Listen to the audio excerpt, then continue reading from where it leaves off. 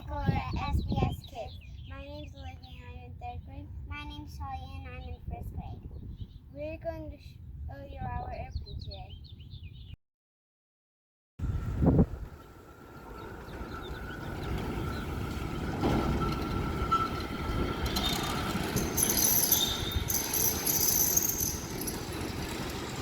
Our airplane is a Cessna 172.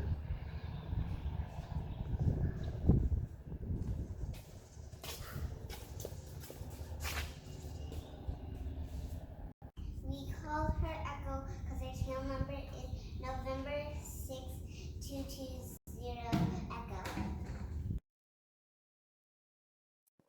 The tail number on an airplane is numbers and letters assigned to the plane which are painted on the tail or under the wing.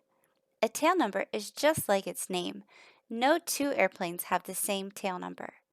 The beginning of the tail number starts with a letter which represents the country the airplane is from. Our airplane starts with N, as in November, because it is from the United States. Other countries have different letters, such as C for Canada, D for Germany, and F for France.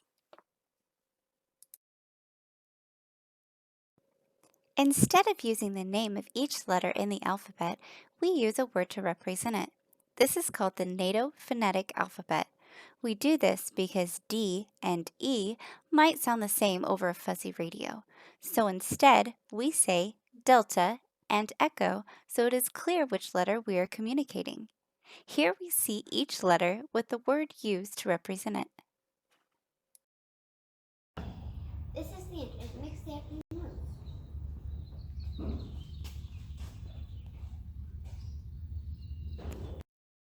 These are the wings. They help the airplane generate lift. Any flying object will demonstrate the 4 forces of flight: lift, weight, thrust, and drag. Lift and weight are opposites. Thrust and drag are opposites. Thrust is what is moving the plane forward. It could be a propeller, a jet engine, or a rocket. Our airplane has a propeller. Drag is created when an airplane moves through the air or clouds or smoke. This creates friction, slowing the plane down. A clean plane will actually go faster because of this. Lift is created when the wind goes over the wing and pushes the plane up off the ground. Weight of a plane will pull it back down to the ground if there is not enough lift. These forces have to be balanced for the plane to fly properly. If you want to move right or left in the airplane, do this.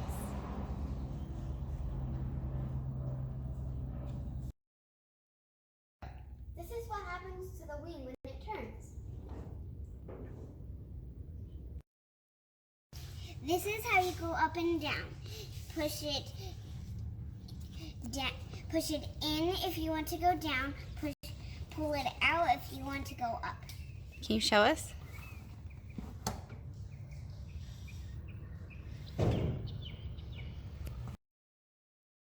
This is what it looks like when the airplane is going up.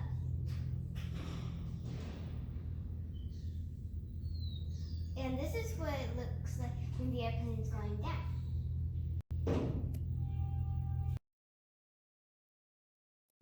Control surfaces on an airplane allow the pilot to move through the air in the direction they want. On R-172, we have ailerons, which control the roll of the plane, rudder, which controls the yaw.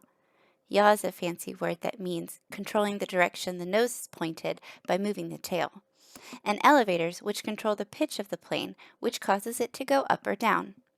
Think about a toy plane that looks just like this. If you press down on any of these surfaces, what happens to the nose of the plane? This is exactly what happens in the air. The air acts on the control surfaces to push the plane in the direction you want it to go. The pilot sits in the left seat and the co-pilot sits in the right seat. And we wear headphones to talk to each other because it's really loud. Being able to communicate is an important part of flying.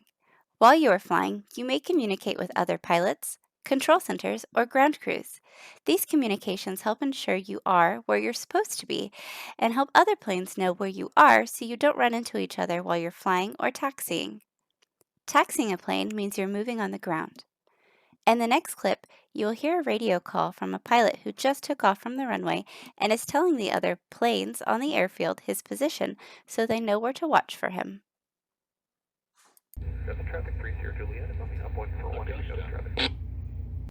This is the FBO, which stands for Fixed Base Operations. It's where the airport manager works and where pilots can come to check the weather, plan their trips, and get a snack or use the restroom before their flights. This is a tow bar. It goes on the front of the wheel. We use it to pull the airplane out of its hangar.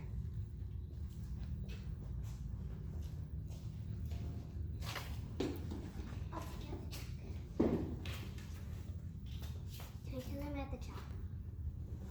Yeah, Talia, as soon as she gets to the bar on one, you pull the chalk.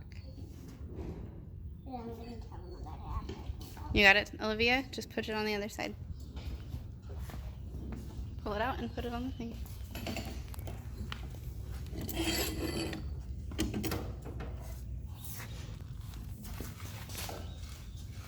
This is chalk, and this makes the wheel not move. After an inspection of the plane, called a pre-flight inspection, we are ready to pull the plane out of the hangar and go fill it up with fuel. We taxi our plane to the fuel pump because it is all the way on the other side of the ramp. Now that the plane is out of its hangar, there are a few more things to know.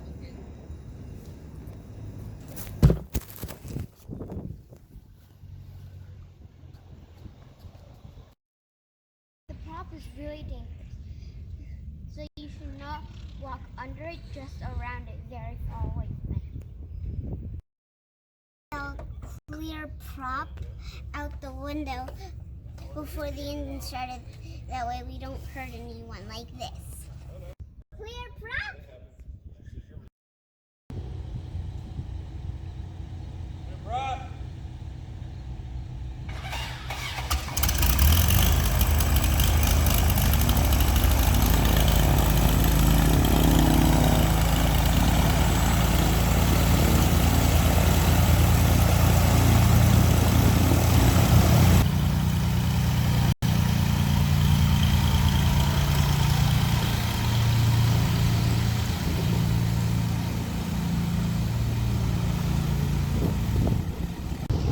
Just like your car, most airplanes run on fuel. Our fuel tanks are on the top of the wing. Now that we have her filled up, we can go fly.